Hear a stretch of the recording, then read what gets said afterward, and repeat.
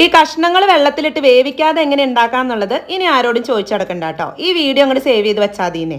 ആദ്യം ഇത്തിരി തേങ്ങ ഒന്ന് വറുത്തെടുക്കാം. അപ്പോൾ തേങ്ങയുടെ കൂടെ ഇത്തിരി കറിവേപ്പിലയും ചെറിയൊരു പീസ് വാളംപുളിയും കൂടി ഇട്ടാണ് നമ്മൾ ഗോൾഡൻ ബ്രൗൺ കളർ ആകുന്നത് വരെ വറുത്തെടുക്കുന്നത്.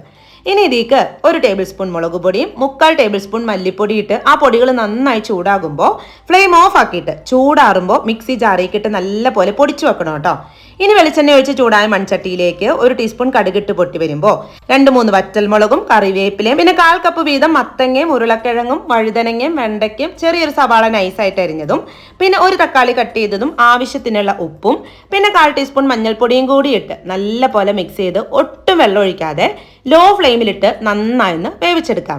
ഇനി വെന്ത് വന്ന കഷ്ണങ്ങളിലേക്ക് നമ്മൾ പൊടിച്ചു വച്ചാർന്ന തേങ്ങയിട്ട് വീണ്ടും നന്നായി യോജിപ്പിച്ചിട്ട് ഇതിലേക്ക് നല്ല തിളച്ച വെള്ളം കൂടെ ഒഴിച്ചു കൊടുക്കാം.